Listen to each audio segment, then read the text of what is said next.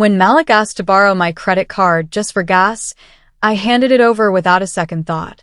We'd been together for 2 years, and I'd pulled him out of worse situations, late rent, job troubles, even bailing out his brother when the cops caught him with a DUI. But that Tuesday night, something about his tone felt rehearsed, too smooth, like a line he'd practiced in front of a mirror before walking into our bedroom. He promised he'd return in the morning, kiss my forehead with those soft lips I'd fallen for at a college party 3 years ago, and walked out the door.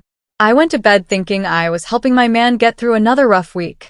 I didn't know I was literally financing my own heartbreak, paying for hotel rooms where he whispered the same sweet lies he'd been feeding me, buying gifts for a woman who worked 3 cubicles down from mine.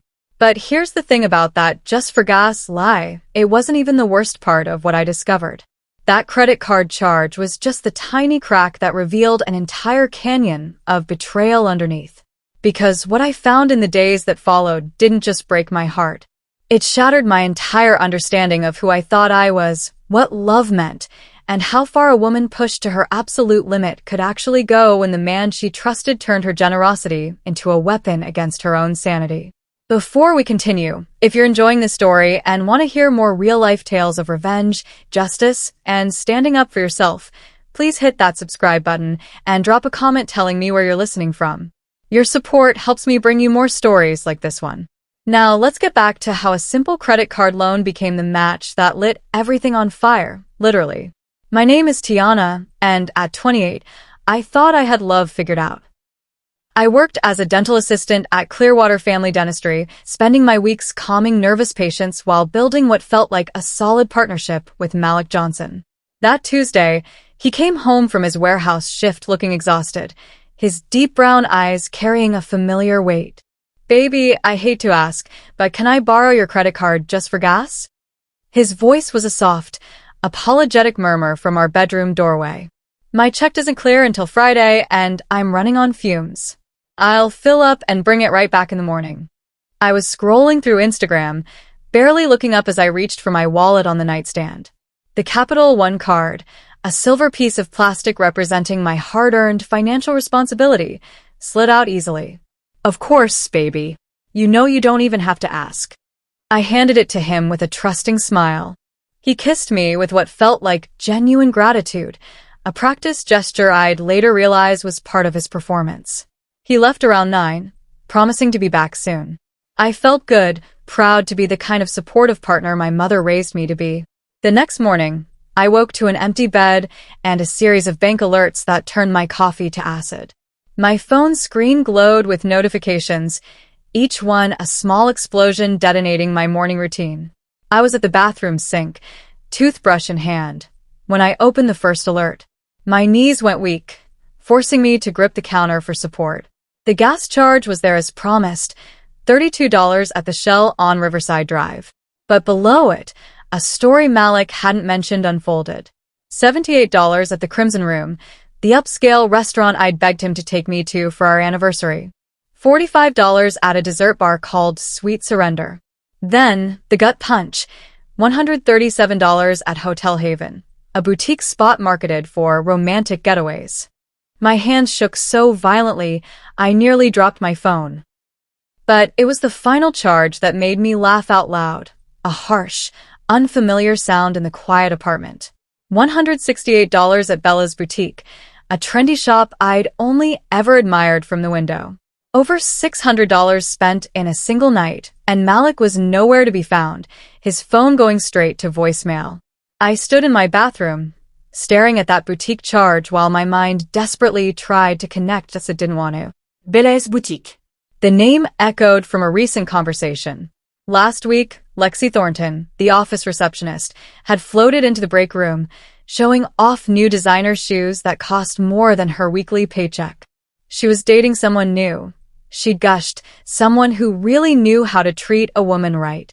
She'd even shown me a photo of the shoes in their box, the boutique's logo clear on the tissue paper. "He just bought these for me out of nowhere," Lexi had said, her perfectly manicured nails gesturing at her feet. Said I deserved something special. I'd been genuinely happy for her, thinking she'd found a good man after her last messy breakup. The same breakup that happened 3 months ago, right when Malik started working late more often, coming home smelling of a cologne that wasn't his. With trembling fingers, I pulled up Lexi's Instagram. There were the shoes, posted 4 days ago.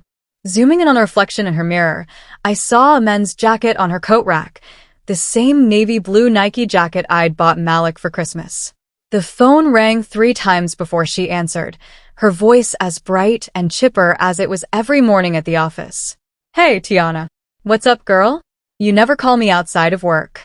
Her tone was so genuinely unsuspecting that for a split second, I questioned if this was all a terrible, elaborate coincidence.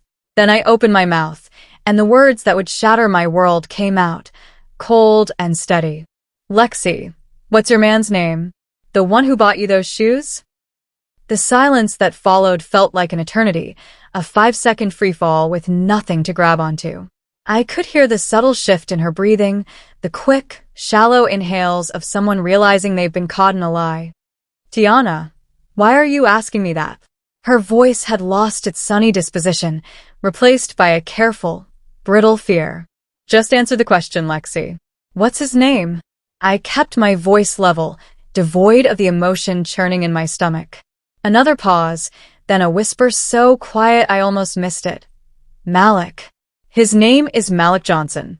"But Tiana, I swear I didn't." I ended the call before she could finish, my thumb hitting the red button with finality. He walked through the door at 7:30 that evening, a full 22 hours after leaving for Just Gas, carrying plastic bags that smelled of pad thai and spring rolls.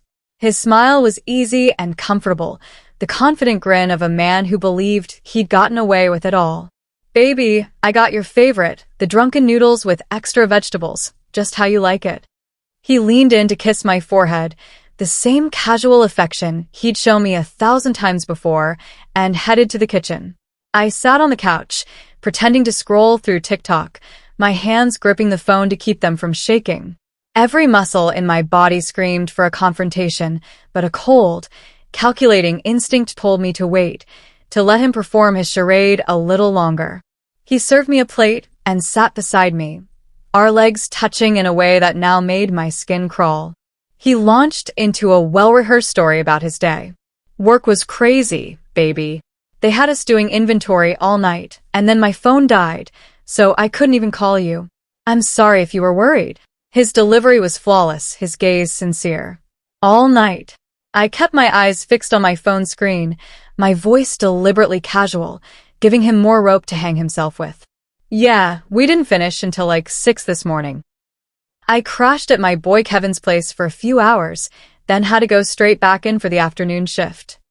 He took a large bite of his food, completely relaxed, as if he'd repeated this lie so many times it had become his truth. I nodded slowly, letting him believe I was buying every single word. "That sounds exhausting. Did you at least get some decent food during your break?" He squeezed my knee, his touch feeling alien and repulsive. "Nah, just vending machine stuff. You know how it is." I set down my untouched plate and picked up my phone, opening my banking app with theatrical slowness. "That's funny," I said, my voice dangerously calm. "Because according to my credit card, you ate at the Crimson Room last night. You know, that fancy place I've been wanting to try." His hand froze midair, the spring roll he held trembling. The confident mask shattered, revealing the panicked liar underneath as his parade of pathetic excuses began to crumble around him. For the next 3 days, I became someone I didn't recognize, a woman fueled by ice-cold fury.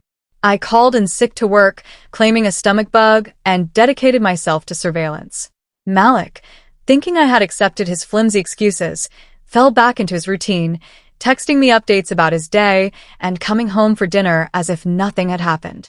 On Wednesday, he texted, "Working late again tonight, baby. Inventory audit.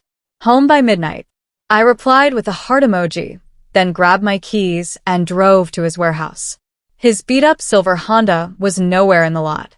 I sat across the street for nearly an hour, confirming what I already knew. He was lying. Following a gut instinct, I drove to the Oakmont Village Apartments, the complex where Lexi lived. There it was, his Honda, parked in a visitor spot, the hood still warm. I parked 2 rows away and waited. Soon, Malik walked out of Building C carrying a cheap bouquet of grocery store flowers. He climbed the stairs to apartment 2B, and the door opened. Even from a distance, I saw Lexi smile as she threw her arms around his neck, their kiss lingering long enough to make my stomach churn. Friday morning, I returned to work with a storm gathering in my mind. Lexi was at her desk, and I forced myself to smile and wave as if everything were normal. Her eyes darted away, a flicker of guilt crossing her face before she managed a weak smile back. "Hey, Tiana. Feeling better?" During my first break, I walked over to her desk. "Hey, can we talk? Maybe after work?" Her face went pale. "Talk about what?" I leaned in, my voice a conspiratorial whisper. "Just everything. I'm not mad, Lexi. I just think we should clear the air, you know? Woman to woman." The lie was bitter, but my delivery was sincere enough that she clung to it. She nodded slowly, relieved. "Yeah, okay. I'm actually having people over tonight for game night. You could come by if you want. Around 7. It was perfect. I knew Malik would be there. He'd already texted me about working a double shift. "That sounds great," I said, smiling brightly. "I'll bring wine." The rest of the day passed in a haze of dental cleanings, my mind a million miles away, meticulously planning the perfect detonation for their little world. I knocked on the door of apartment 2B at 7:15, a bottle of cheap wine in hand. Lexi answered, looking relieved to see me. "Tiana, come in, girl. I'm so glad you came." Music and laughter spilled out from inside. Then, from the kitchen, I heard his voice, carefree and familiar. "Babe, do you want ice in your drink?" I watched the blood drain from Lexi's face as she realized the trap had been sprung. I stepped past her into the apartment, and there he was, Malik Johnson, my boyfriend, standing shirtless in another woman's kitchen, wearing the basketball shorts I had bought him last summer. The room fell silent. Malik's face morphed from relaxation to pure terror. "Tiana, wait," he started, taking a step towards me. I reached into my purse, pulled out the wallet I'd taken from his pants while he slept, and threw it at his chest. "You can pay me back for the gas and all the other lies you charged to my card." Lexi started crying. "He told me you broke up months ago." My laugh was sharp. "Really? So when you saw his clothes in my closet, you just thought we were good roommates?" I left them in the wreckage, my eyes catching on Lexi's gleaming red Toyota in the parking lot below, a trophy purchased with my pain. The drive home was a blur of white-knuckled rage. The image of that shiny red car was burned into my mind, a smug symbol of everything they had built on my trust and my money. My credit card had funded their entire romance while I ate ramen to stay on budget. The next morning, the official statement arrived in the mail. I sat at my kitchen table, a highlighter in my hand, and marked every charge he'd made. It wasn't just one night. Hotel Haven, 3 nights, totaling over $400. The Crimson Room, 2 separate occasions. Bella's Boutique, 3 transactions, adding up to nearly $500. The final tally was over $2,000 in fraudulent charges from the past month alone. $2,000 I would have to pay back. I tried calling the credit card company, but they explained that since I had willingly given him the card, it wasn't technically fraud without a police report. That night, sleep was impossible. I lay in bed, the weight of his betrayal crushing me. Around 3 a.m., I opened my laptop and typed a search I never thought I would. Arson laws by state. I wasn't crazy. I was just balancing the books. On Wednesday afternoon, I drove to a gas station on Highway 9, far from my neighborhood where no one would recognize me. My hands were steady as I filled a red plastic container with 3 gallons of regular unleaded gasoline. The attendant barely gave me a second glance. I paid in cash, the crisp bills feeling anonymous and powerful in my hand. I placed the heavy container in my trunk, the smell of petroleum sharp and purposeful. For 2 days, I drove around with that can, a liquid potential for destruction sloshing behind me. It was a constant, heavy reminder of the line I was considering crossing. On Thursday night, Malik showed up at my apartment, banging on the door I'd had the locks changed on. He left a note. Tiana, I messed up. I ended things with Lexi. It's always been you. Please call me. I love you. I read it and felt nothing but a cold resolve. He wasn't sorry, he was just sorry he got caught. His love was as cheap and flammable as the gasoline in my trunk. By Friday, my plan was set. I dressed in all black, left my phone charging at home to create an alibi, and drove toward Oakmont Village. I parked 3 buildings away, in a spot I knew was a blind spot for the broken security camera. The night was warm and thick. Lexi's red Toyota sat in its usual spot, number 73, gleaming under a flickering streetlight. Her custom license plate, LXD Charentien, seemed to mock me. After waiting for the parking lot to quiet down, I got out of my car. My heart was steady, my movements deliberate. I walked calmly, the gas can held low against my leg. No one looked twice. At her car, I unscrewed the cap and poured the gasoline slowly, watching it stream down the perfect paint job like oily tears. The chemical smell was overwhelming, but I didn't stop until the can was empty. I set it down by the front tire and pulled out a matchbook from the Crimson Room, a detail of poetic justice I couldn't resist. My hand trembled only slightly as I struck the match. It flared to life, a tiny sun in my palm, before I dropped it onto the gasoline-soaked concrete. The whoosh of the ignition stole the air from my lungs. Flames climbed the side of the car, hungry and beautiful. I watched for a moment, then turned and walked away, not running, just moving calmly as the chaos erupted behind me. I took the long way home, sticking to side streets, my hands steady on the wheel. The yellow dishwashing gloves I'd worn were now in a dumpster miles away, and the gas can I'd left at the scene had been wiped clean. By the time I walked into my apartment, my phone was buzzing. A text from a friend.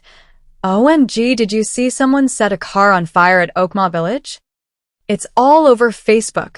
I ignored it, took a long shower, and scrubbed every inch of my skin, erasing any trace of gasoline.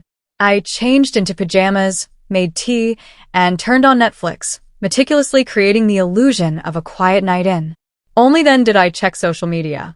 The video was already viral, shaky phone footage of Lexi's car engulfed in flames. Her own post went up an hour later. I can't believe someone would do this. My car is completely destroyed. The police say it was arson. The comments were a flood of sympathy until one made my blood run cold. It was from Malik.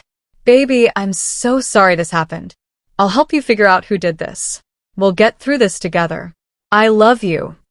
The lie was so audacious, so public, it ignited a fresh wave of rage inside me. The knock came Saturday evening. It was a firm, official sound that made my heart leap into my throat. I took a deep breath, smoothed my shirt, and peered through the peephole. 2 police officers stood on my doorstep, their expressions unreadable. I opened the door with a practiced, calm smile. Can I help you, officers? The taller one spoke.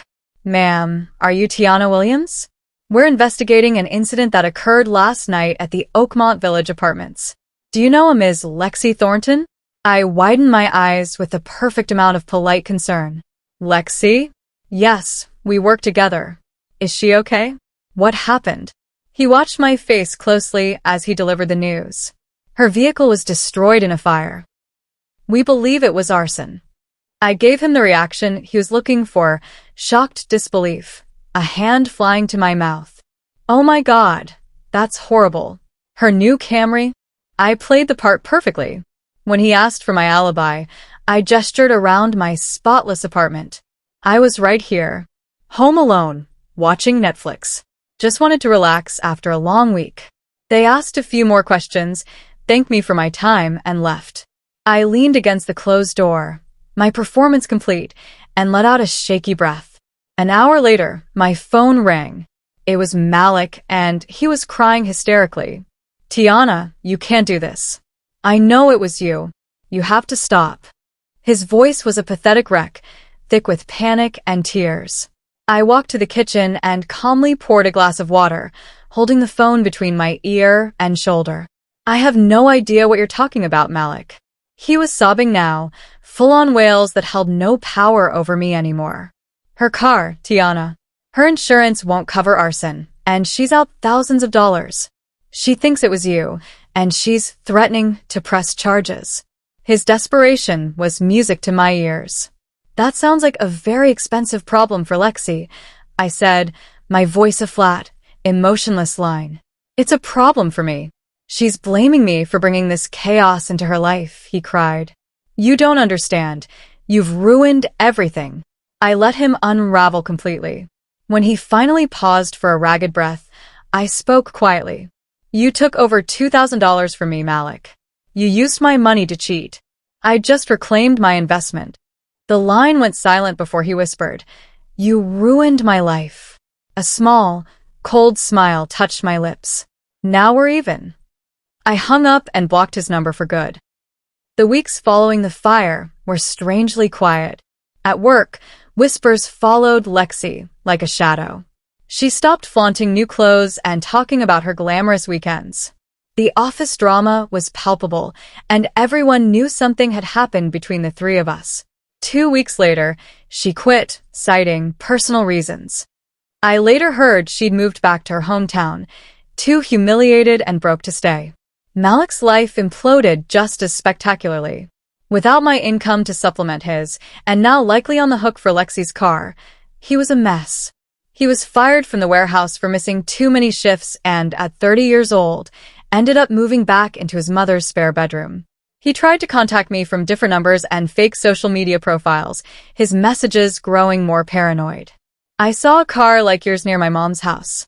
Is that you? One text read. Every time I hear a siren, I think they're coming for me because of what you did. I ignored every plea. I was too busy working extra shifts, paying down the debt he'd left me with, and saving up for a solo vacation to Bali, dreaming of a beach where his memory couldn't reach me. One rainy Tuesday night, his mother called me. Tiana, honey, it's Sharon, she said, her voice strained with tears. I had always liked his mom, a kind, hard-working woman who deserved a much better son. I wouldn't call if it wasn't serious, but I'm so worried about Malik. He won't leave his room. He's barely eating. He just sits in the dark all day long. I stayed silent, listening as she painted a portrait of her broken son, a masterpiece of his own creation. He keeps saying his ex cursed him, she continued, her voice cracking. He's convinced you put some kind of hex on him, and that's why his life is falling apart. He says everything he touches now turns to ash. A flicker of pity went through me, but it was quickly extinguished by the memory of my highlighted credit card bill. Sharon, with all due respect, I don't deal in curses, I said gently but firmly. Malik's life is falling apart because of the decisions he made. He lied, he cheated, and he stole from me. That's not a hex. I paused, letting the truth sink in. Tell him karma doesn't need curses to work, Sharon. It's self-activated. The next day, a thick manila envelope from the city police department arrived in my mailbox. My blood ran cold. My hands shook for the first time in weeks as I tore it open, expecting a summons or a warrant. My eyes scanned the official-looking paper frantically, searching for words like arrest or charges. Instead, I found dense, bureaucratic language. It was a formal request for a follow-up statement, but the sentence that mattered was buried in the second paragraph. Regarding the investigation into the vehicle arson at Oakmont Village Apartments, this case is now considered closed due to a lack of evidence. Case closed. Lack of evidence. I read it again, the words feeling like a pardon. The letter explained that while they found traces of an accelerant, there were no usable fingerprints on the gas can. The broken security camera had yielded nothing, and with no witnesses, they had no leads. Lexi had given them my name as a person of interest, but my alibi held up. Without proof, I was in the clear. I let out a long, shuddering breath, the tension leaving my body in a rush that made me lightheaded. I had walked through fire and come out the other side without a single burn. Weeks turned into a couple of peaceful months. I paid off the last of Malik's debt on my card and officially booked my flight to Bali. Life was settling into a new, quiet rhythm. Then one evening, curiosity won. I created a fake, anonymous Instagram account, a burner profile with a generic flower avatar, and looked up Malik's page. He had started posting again. And he had a new girlfriend. She was younger, maybe 22, with flashy clothes and a pout that seemed permanently fixed to her face. Her name was Brianna. I scrolled through her public profile, a curated feed of club outfits and brunch photos. Then I saw it, a picture of her and Malik cuddled on a couch I recognized instantly. It was the floral-patterned one from his mother's living room. He had moved on without ever leaving home, finding another girl to impress with a life he didn't actually have. Brianna's caption read, "Found my king. So happy for our new beginnings." The phrase made me laugh out loud. He was starting over with the same old lies. I felt a sense of protective duty. This girl deserved to know what she was getting into. Malik didn't deserve a clean slate. I went back to my phone's photo gallery and opened the folder I had titled Evidence, all those months ago. The screenshots were still there, a digital archive of his betrayal. I carefully selected the most damning one, the itemized receipt from his stay at Hotel Haven, showing the charge for a romantic suite, positioned right next to the screenshot of my credit card statement with my name clearly visible at the top. The proof was irrefutable. It told a complete story in a single image. I opened my burner Instagram account, navigated to Brianna's profile, and hit the message button. I attached the incriminating photo, my thumb hovering over the screen for a moment. What could I say that the picture didn't already scream? I decided less was more. The evidence should speak for itself. A cold, hard fact dropped into her perfectly curated world. I typed a simple, 5-word message. Just so you know. Then, with a sense of grim satisfaction, I hit send. My part was done. The rest was up to her and the truth, a force far more destructive than any fire I could ever start. It was a quieter, more precise form of revenge. Brianna never replied. For 3 long days, there was only silence from her end. I began to wonder if she'd even seen the message, or worse, if she'd seen it and simply didn't care. Maybe she was the kind of girl who was fine with a man's shady past, as long as his future was with her. I had almost written it off as a failed attempt when, on the 4th day, the evidence of my handiwork appeared. First, Malik's Instagram page, which had always been public, was suddenly switched to private.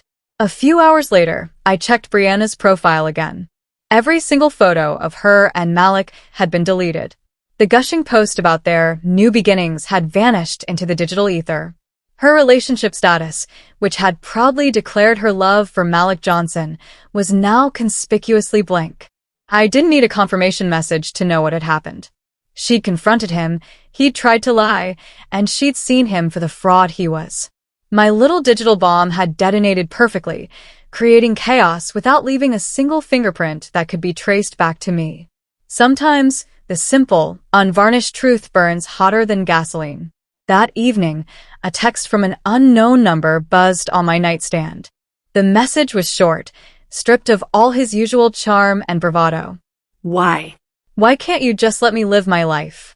It was Malik, his pathetic plea echoing in the silence of my apartment. He had run out of lies, run out of women to hide behind, and run out of moves. I stared at the message, feeling the last embers of my anger finally cool into ash. There was nothing left but a weary sense of obligation to close this chapter for good. I thought about all the complex things I could say, all the pain I could try to articulate.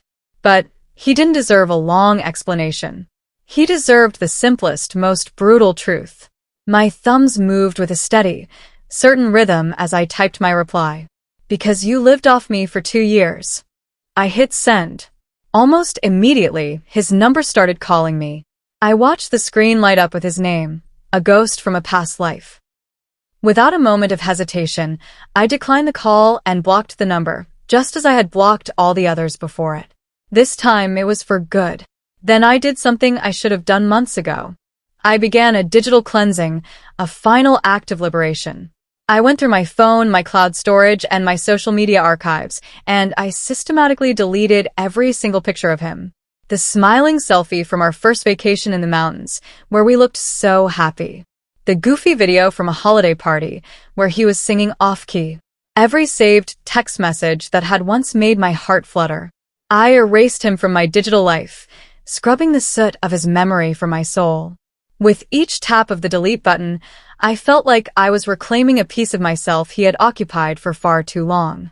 When I was finished, there was no trace of him left, only the empty space where he used to be. It wasn't a sad, gaping void. It was a clean, open canvas, space that I was excited to fill with new memories, new people, and new adventures that belonged only to me. It was the final step in getting him out of my system, making him nothing more than a lesson learned and a story to tell. His ghost was finally exorcised. Months later, with my Bali trip only weeks away, I was at the mall picking up a new swimsuit when I saw her. Lexi. She was standing outside a department store, looking at a display of handbags. Our eyes met across 100 feet of polished tile, and we both froze. The air thickened with our unspoken history of betrayal and fire. She looked different. Quieter, humbled. The designer clothes were gone, replaced by simple jeans and a t-shirt. To my complete surprise, she started walking toward me, her steps hesitant but deliberate. I braced myself. She stopped a few feet away, her voice low. "I saw what you did to his new girlfriend online," she said, her tone devoid of judgment. "Good for you." I just stared, speechless. "You know," she continued, looking down at her hands, "for a long time, I hated you. But after a while, he really did a number on both of us." She met my eyes, a flicker of hard-won wisdom in them. "I'm not saying the car thing was right, but the reasons behind it? I get it now." She gave a small, sad smile. I deserved it. I just nodded once. We both knew no more words were needed. That night, a new post from Malik appeared, and it made my blood run cold. It was a picture of him lying in a hospital bed, and 4 tubes taped to his hand. He had a nasal cannula in his nose, and his eyes were closed, his face pale and drawn. It was a masterpiece of manufactured pity, perfectly crafted for maximum sympathy. The caption was short and cryptic. "Some lessons are too heavy to carry. Pray for me." My first instinct was suspicion. Was this real, or just another pathetic manipulation? I scanned the comments, a flood of concern from his family and friends. "What happened?" "OMG Malik, call me." His mother had commented, "My strong boy. We will get through this." It seemed genuine, but with Malik, I could never be sure. It could have been a real crisis or a mild case of dehydration he was milking for all it was worth. But as I stared at the screen, I realized something surprising. I didn't feel anger or satisfaction. I felt nothing, just a quiet, profound sense of relief. Whether he was sick or faking, his life had become a prison he had built one lie at a time. My part in his story was finally completely over. I gathered the last physical remnants of him from a box tucked away in the back of my closet. It was a time capsule of a life I no longer recognized. I took it out onto my small balcony, the cool night air feeling clean against my skin. Inside were the letters he'd written me in college, full of promises he never meant to keep. The dried rose from our first anniversary. Photos from a trip where we'd looked so blissfully happy. The cheap silver necklace he'd given me for my birthday, probably bought with money borrowed from someone else. I placed them all in a large metal mixing bowl, a pyre for a past I was finally ready to release. I struck a match, the last one from the book I'd taken from the Crimson Room, and dropped it onto the pile of paper and memories. The flames caught quickly, dancing soft and orange. They consumed the smiling faces and flowery words, turning them into black, curling ash. This wasn't a fire of rage, like the one that took Lexi's car. This one was quiet, cleansing, ceremonial. I watched until only dust remained, the smoke drifting up into the night sky, carrying the last of him away for good. The next morning, as I was making coffee, my phone buzzed. It was a message from Lexi. I opened it and saw a screenshot of a Facebook post from one of Malik's cousins, a long rant about disloyal family members who kick you when you're down. Lexi's message below was simple. He got out of the hospital yesterday, panic attack, apparently. His mom kicked him out of the house this morning, said she was done enabling him. Guess we both won in the end. I smiled as I sipped my coffee. He was homeless, friendless, and his own mother had finally seen him for the parasite he was. It was a fitting end. But as I looked out at the bright morning sun, I realized revenge was never about winning. It was about balance. Malik had thrown my life into chaos. I had simply returned the favor, forcing the universe to correct the scales he had so selfishly tipped. He had used my trust as fuel for his lies, so I used actual fuel to burn them all down. A perfect, terrible symmetry. My flight to Bali was in 2 weeks. My credit card was now used exclusively for my own happiness. I would never let another person set my world on fire again. If you enjoyed the story, make sure to like this video, comment, and smash the subscribe button. If you enjoyed the story, make sure to like this video, comment, and smash the subscribe button. Also check out other videos on the channel. We've got more interesting stories for you.